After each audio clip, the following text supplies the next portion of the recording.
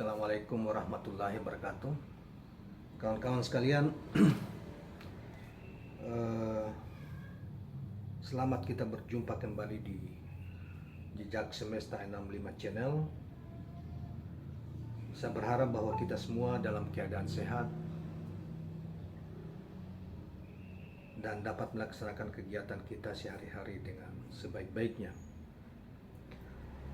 Teman-teman, rekan-rekan sekalian, peristiwa pembunuhan Brigadir J yang merupakan ajudan dari Jenderal Freddy Sambo,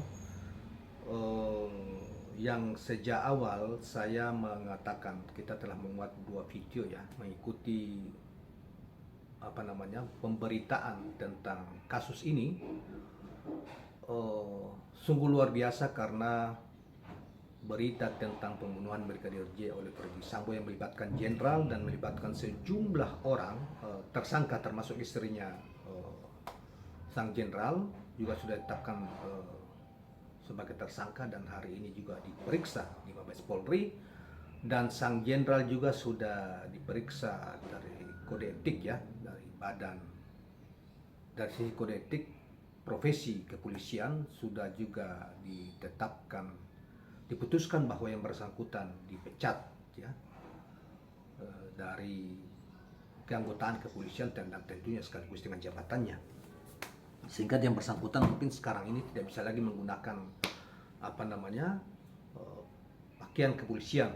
Kemarin Jenderal Freddy Sambo masih dikawal dan walaupun tidak lagi menjadi kadif Propam, kemarin belum dipecat, ketika dalam proses pemeriksaan datang dikawal oleh para perwira, polisi-polisi yang menggunakan topi biru yang artinya dari divisi Propam Mabes Polri, dan menyita perhatian bangsa kita kurang lebih sudah 2 bulan ini, saudara-saudara sekalian, tentang berita ini mengharu biru secara psikologis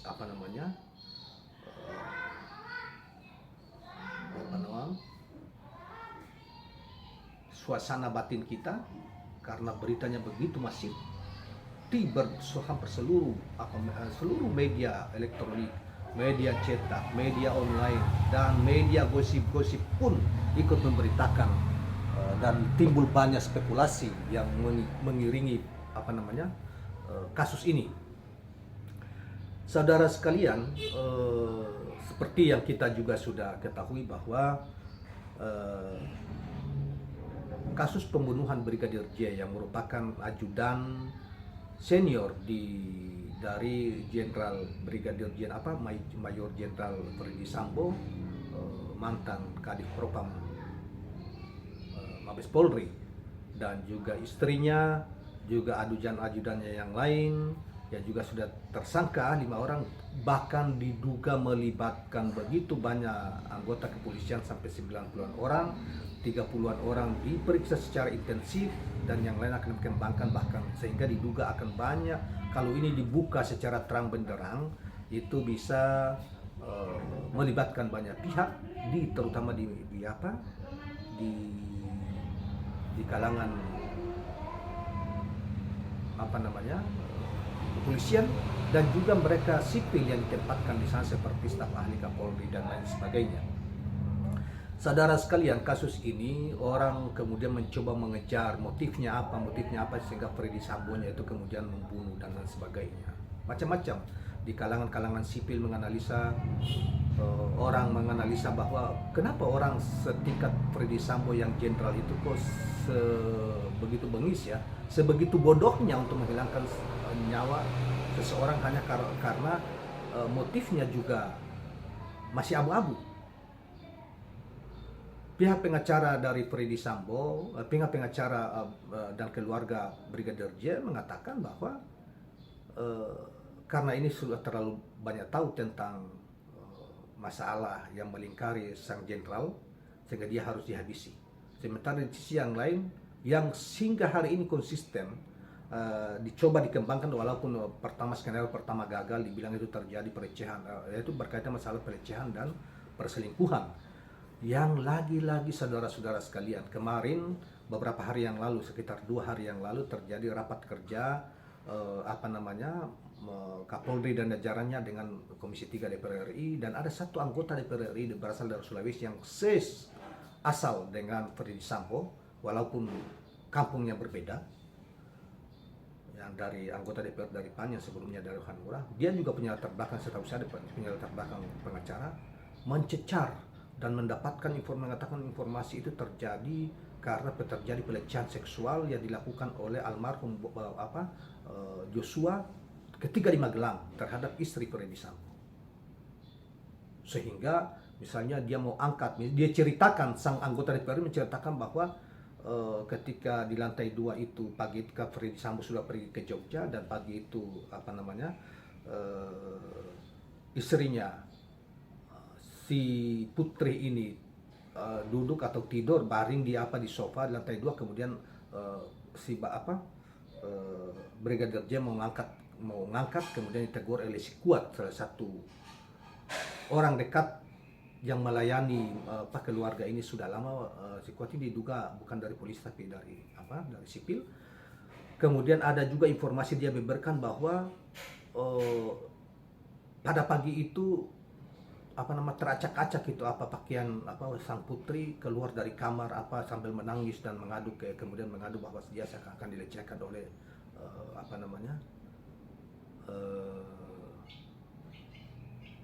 Brigadir J. Saudara sekalian, cerita tentang ini kalau kita ikuti dari berbagai berita dan dari mulut orang-orang yang entah motifnya membela Ferdy Sambo dan keluarganya dengan memperkuat posisi dugaan pelecehan seksual seorang ajudan terhadap istri seorang jenderal, kira-kira masuk akal nggak? Masuk akal nggak? Di sisi yang lain pengacara Brigadir J, pengacara keluarga Brigadir J, Komarudin Simajuntak, memegang berbagai bukti tentang komunikasi chat telepon dari sang putri kepada adiknya, memuji-muji di waktu yang hampir bersamaan masih di Magelang, memuji-muji tentang perilaku si sang ajudan yang dibunuh. Bahkan sebelumnya juga ada beredar berita bahwa ketika sang putri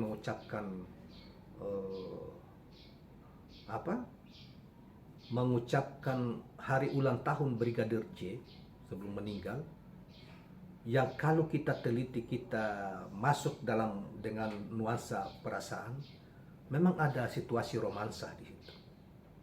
Tetapi itu kan bukan datang dari Brigadir J, itu datangnya dari Tuan Putri. Nah, di sisi yang lain,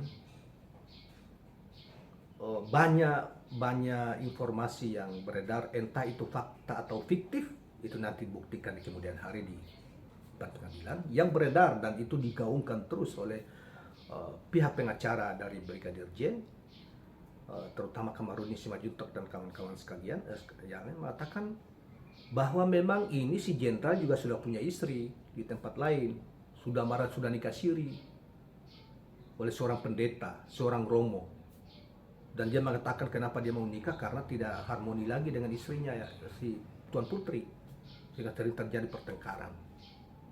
Nah, itu kemudian yang kedua, entah fiktif atau fakta, misalnya sang jenderal itu terlibat terlalu banyak dalam memberi backup terhadap organisasi kriminal, terhadap misalnya judi, dalam rangka untuk pengumpulan uang.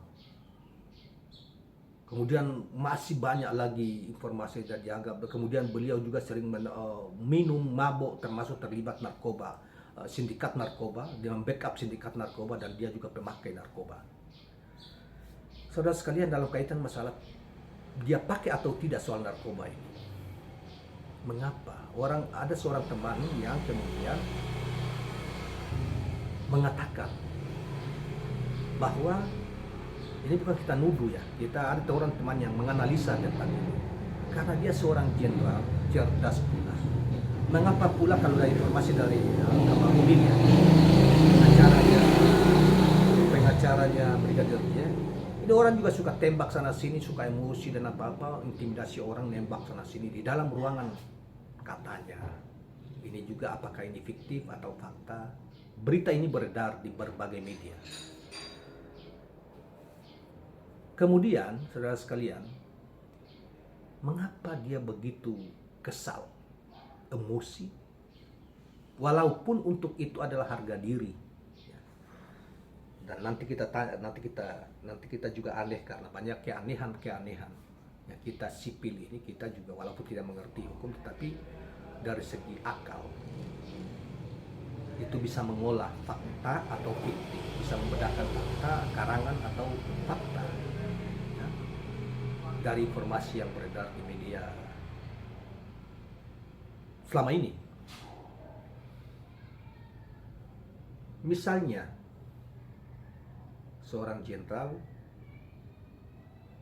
yang hampir nyaris orang ini sudah ikuti mereka dan dipuja-puji oleh sang istri tentang seorang ajudan yang baik, yang baju anaknya saja dia bisa ikut menyetrika anak sang jenderal dengan putri gitu.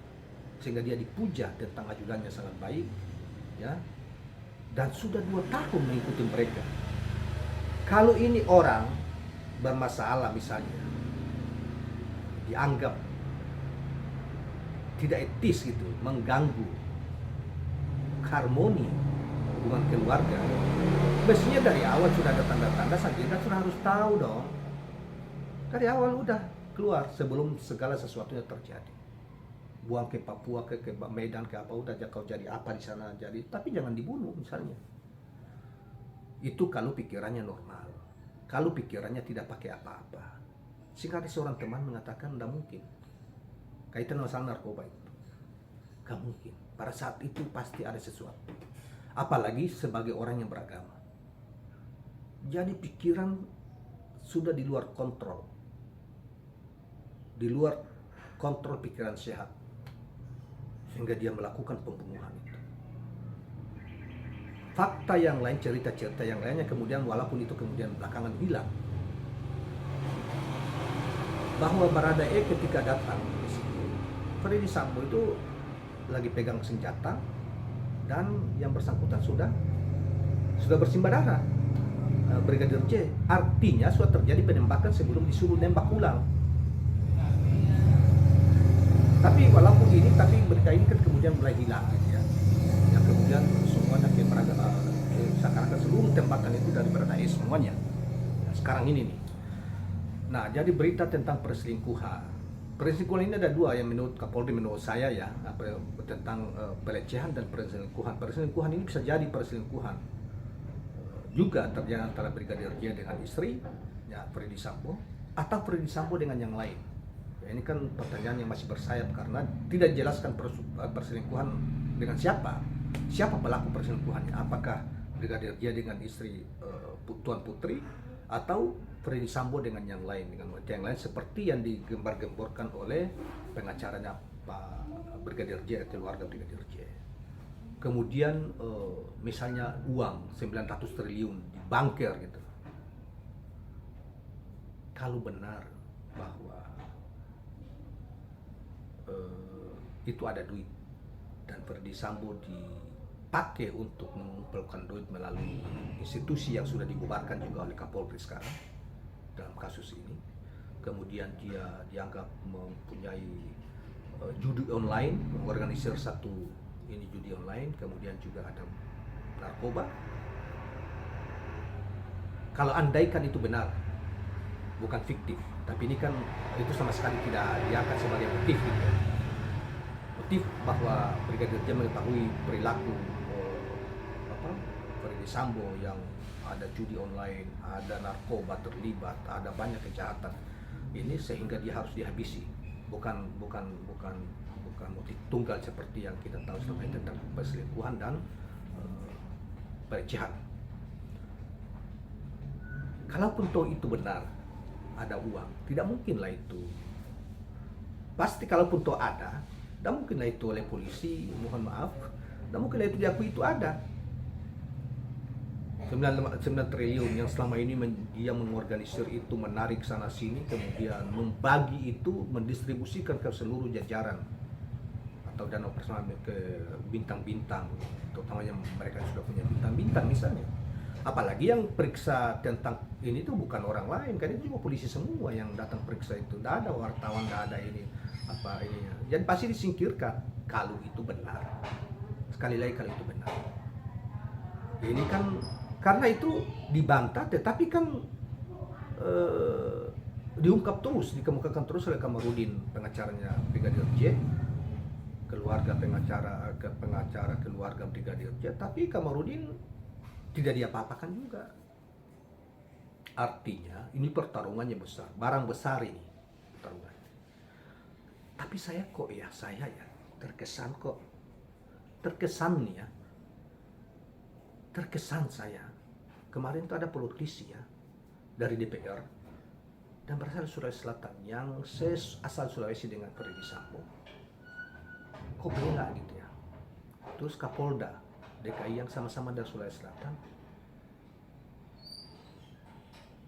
ya itulah sampai peluk-pelukan dan segala macam itu ya. Jadi terkesan seakan-akan pertarungan geng ya, saling menyelamatkan antara geng Batak dan geng Sulawesi. Mohon maaf ini ya, bukan mau kasih ini, tidak. Banyak orang awam juga mengatakan, oh ini kena batunya, oh ini orang Batak ini yang punya persaudaranya begitu kuat gitu ya. Kena batunya ini polisi, si Jenderal Freddy ini. Kalau ini bukan orang Batak ya kau tembak, kata apalagi polisi juga yang kau tembak. Barang ini skenario kau akan lolos, misalnya orang Kalimantan ke orang NTB ke NTT ke atau orang Maluku ke, mungkin sudah hilang. Ya, mungkin konstruksi awal tentang penipuan, mau nipu, mau prank bangsa Indonesia, bahwa kejadian pelecehannya di Duren 3 itu di rumah dinas, kemudian marah baku tembak dan lain sebagainya, mungkin itu yang jalan. Melibatkan, membayangkan dari Kapolres, Kapolda sampai ke Mabes Polri. Begitu banyak bahas sekarang ini sudah 90-an orang yang diduga membackup. Ada jenderal bintang 1, ada kombes, ada di bawahnya begitu banyak terlibat untuk, bahkan ada anggota DPR, bahkan awal-awal Komnas HAM termasuk LPSK itu cenderung membela ke sana, membenarkan apa itu. Bahkan Kompolnas, bayangkan orang seperti Benny Mamoto itu kan jenderal ya, bintang 3 yang berkarir di ini sana, yang belanya luar biasa sejak awal, yang kemudian sekarang setelah ada pengakuan dari Baradae itu baru mulai, dan pengakuan bahwa itu memang konstruksi yang dibikin pertama itu salah, udah benar itu rekayasa, baru dipindahkan ke mulai di Magelang lagi, di Batu lagi, di sana pelecehan lagi dengan isu. Jadi konsisten pelecehan itu. Nah, nanti kita cek ujungnya kayak apa nanti di pengadilan ini. Cuma ini kita ini ya. Jadi kok percaya, bahkan terakhir baru mengatakan bahwa kita di prank, ternyata benar gitu loh. Dan menurut saya ini pertarungannya masih jalan. Setidaknya tidak masuk kena pasal pembunuhan berencana, atau setidaknya dia tidak kena hukuman yang paling berat, tetapi hukuman dalam konteks pembunuhan tetapi yang paling ringan, mungkin 5-10 tahun, mungkin itu. Atau target maksimal kalau saya lihat ini kan dia masih banding ya, taklah dia tidak dipecat lah. Nah, memang masih muda sebetulnya Pak Ferdy Sambo itu, karirnya cepat sekali ya. Dan yang tahu hanya Mabes Polri.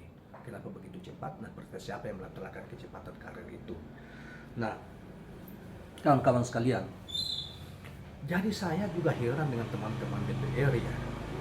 Teman-teman DPR itu cenderung membela dan ikut dalam opini tentang pelecehan. Dari dialog kemarin itu tidak ada empati. Dari DPR itu seakan-akan tidak ada empati mereka terhadap pembunuhan yang dilakukan oleh Ferdy Sambo terhadap Brigadir J. Tidak ada empati pada keluarga. memang biadab ya. Terkecuali yang dari PDIP ya, dari PDIP itu pun dari Sumatera Utara. Jadi ini luar biasa, bos. Saya sebagai mantan yang juga dari Senayan, geleng-geleng kepala kita memang tidak harus banyak, tidak boleh banyak berkomentar, terkecuali ada yang sudah muncul di media, kita komentari media, kita faktakan ini media begini gitu aja, karena kita tidak banyak tahu. Cuma kan kita punya akal, ini sudah bohong dari sini. Kemudian kenapa seorang jenderal hanya untuk menyingkirkan seorang ajudan saja harus melakukan pembunuhan dengan cara kayak gitu? Ada teman mengatakan kalau dia tidak pakai tidak mungkin. Pakai dalam pengertian narkoba tadi. Kemudian di isu ini di entah fakta atau tidak di blender gitu ya, di blender tanda petik oleh para pengacara. Dia terlibat narkoba, bisnis narkoba dan pakai narkoba. Itu berita ya, berita dari pengacara yang kemudian melempar ini. Makanya saya bilang entah fakta atau ilusi atau fiktif nanti di pengadilan. Karena di satu pihak dari Freddy Sambo dan termasuk Baradae dan pengacara ini konsisten bahwa ini memang faktanya seperti ini. Artinya dari bukan Baradae-nya ya, dari tersangka yang lain, dari ajudan yang lain termasuk si Kuan mengatakan tetap konstruksinya tetap keterlibatan pelecehan seksual. Oleh sebab itu memicu kemarahan dari Freddy Sambo sehingga mengeksekusi, membuat perencanaan dan mengeksekusi bunuh Baradae, Brigadir C, Joshua. Nah, saudara sekalian, jadi kalau kita lihat walaupun kencang betul isu yang berkaitan masalah uang, judi, ya, yang kemudian judi itu kemudian tiba-tiba kok Kapolri 2 minggu yang lalu atau kurang 10 hari yang lalu memberitakan bahwa sikat semua judi online dan kemudian diikuti oleh para Kapolda tuh, walaupun remang-remang aja ininya. Sampai di Sumatera Utara kan ada kemudian ada satu pesawat yang mau coba untuk melarikan banyak tenaga kerja ke Vietnam atau Kamboja gitu ya. Duga mereka adalah yang terlibat dalam judi, kemudian bos judi online yang besar di Sumatera Utara digerebek bahkan dikejar gitu. Tapi ini kan isu yang remang-remang aja. Setelah itu kemudian mulai ini lagi. Nah, kawan-kawan sekalian, jadi memang ini dampaknya besar sekali. Dampak karena yang bersangkutan di tengah-tengah suasana yang sudah hampir tersangka itu masih juga berupaya untuk menyogok, menyuap anggota lembaga negara yang lain. Dan saudara sekalian, setelah itu pengakuan-pengakuan itu baru kita tahu, Anda juga mungkin melalui media juga tahu semua bahwa baru mulai yang remang-remang terbuka, baru lembaga-lembaga Komnas HAM maupun LPSK ya, perlindungan saksi ya, itu juga mulai terang, berani bicara, tidak lagi mengikuti skenario yang lama. Nah, kemudian Mabes Polri sekarang kelihatan mengisolasi isu lain masuk ke situ dan hanya fokus ke soal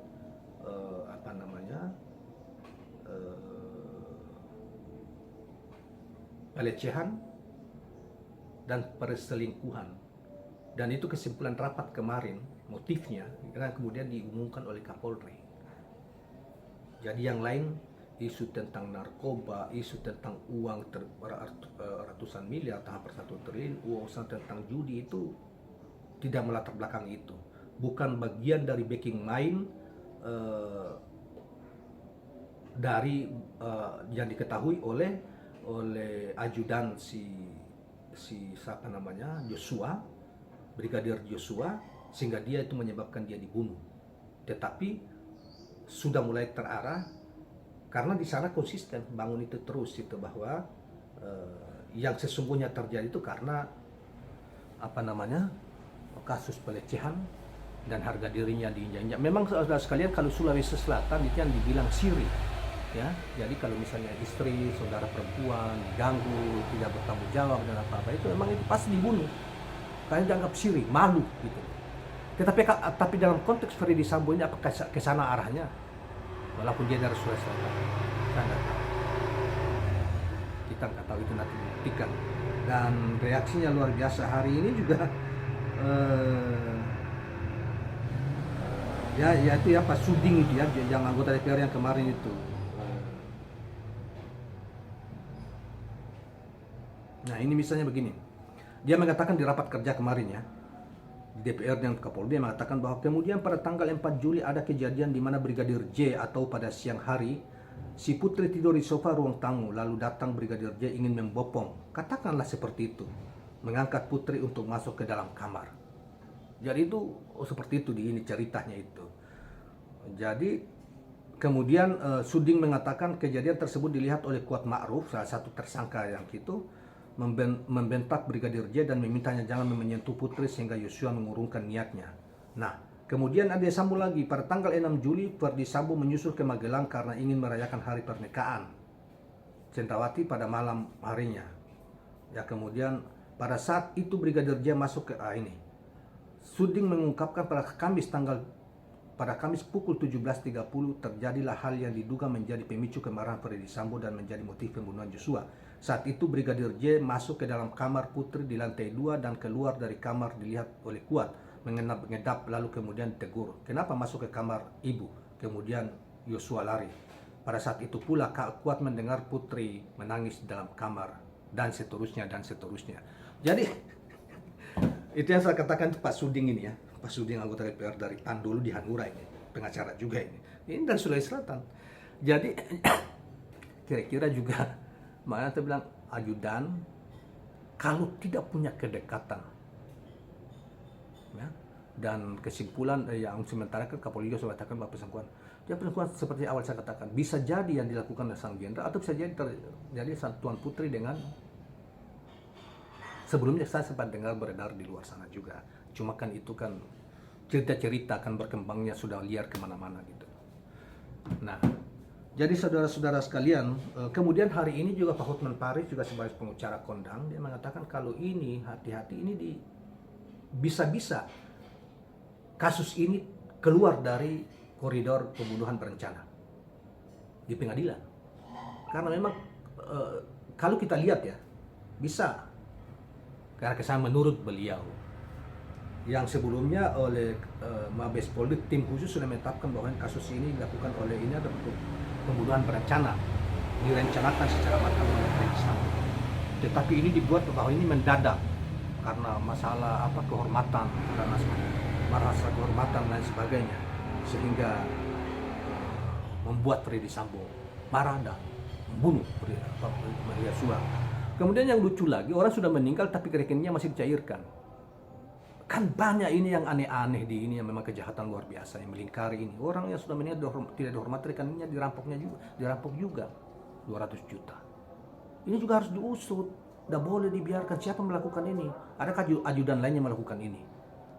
Nah, dan lain sebagainya kawan-kawan sekalian. Nanti kita ini lagi karena hari ini Putri Cendrawasih juga hasil pemeriksaannya juga membenarkan bahwa dia dilecehkan dan lain sebagainya. Ya, nanti kita lihatlah. Ini sudah maghrib, kita akhiri perbincangan kita ini. Mudah-mudahan ada bermanfaatnya. Kita urung rembuk, kita nanti kasih judul fiksi, fakta atau fiksi dari rumor-rumor ya, berita yang berkembang seputar pembunuhan Brigadir J. Terima kasih. Jangan lupa subscribe, like and share channel ini. Assalamualaikum warahmatullahi wabarakatuh.